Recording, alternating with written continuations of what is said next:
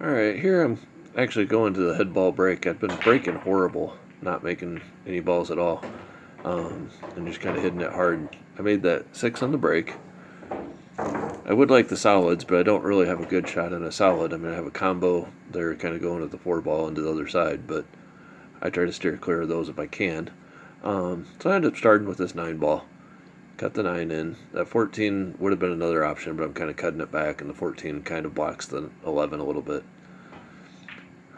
So I hit the 9 in, and then what I'm trying to do with this next shot is I actually want to get that 11 ball out of the way of the 15, so then my balls start having a little better pockets.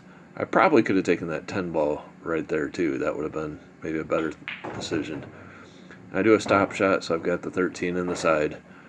Sometimes you hear me say side pockets are for suckers, but it says I can pretty much stop it and have a straight in shot. That didn't look too bad. And I'll follow up on this one to be able to shoot the 14 next.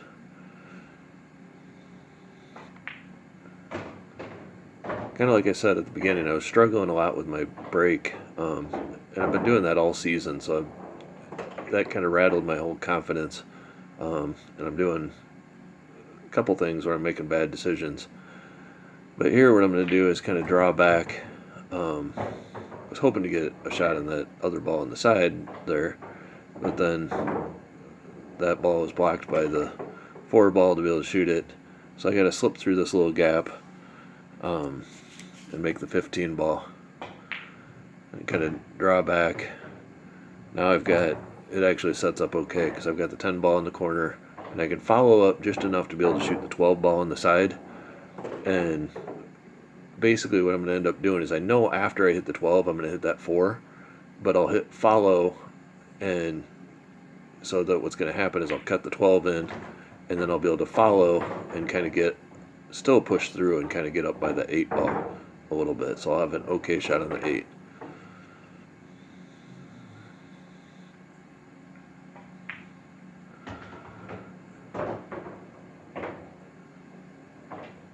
That 4 ended up like kind of blocking a little bit of the corner pocket, but I'm still alright.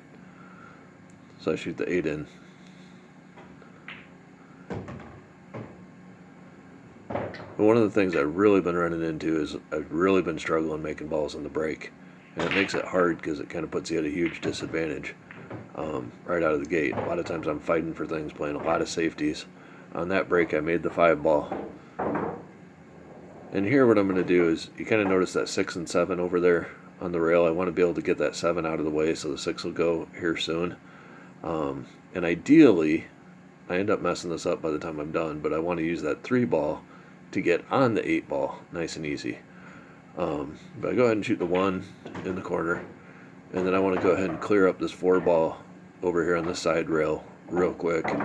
But before I do that, I'm going to go ahead and hit the 7 in, so now that 6 ball will have a clear pocket too. I don't want to leave that towards the end. So now, like I said, I can clear this 4 ball, and I'll have the 2 ball next, so I'm kind of going from one side of the table to the other. I look at that 2 first, but then I'm looking at this 4, and I'm like, I don't want to orphan it. I don't want to leave it for the end and have to do heroics to play the 4 and then try to get to the 8.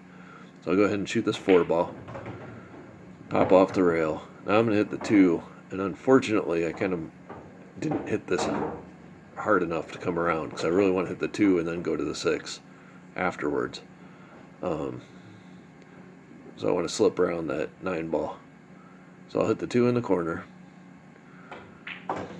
and I bump the 9. So now I have to shoot the 3 first, and I'm going to have to do a draw shot off that 6 to get on the 8 ball. So I'll shoot the 3. It would be a lot easier if I was able to shoot the 6 first and pop off the rail, and then I'd be sitting kind of where I'm at right there for the 8 ball, or rolled up a hair instead of drawn back a hair. But now I'm going to have to do kind of a bigger draw shot, and here's where you see kind of it gets a little risky because I overdraw this a little bit. I can still make the 8, but if I had basically been playing on that 3 instead of the 6 to get on the 8, it would have been a lot easier. And if you're kind of wondering about that, go review my video on key balls. Thanks for watching. Please like and subscribe.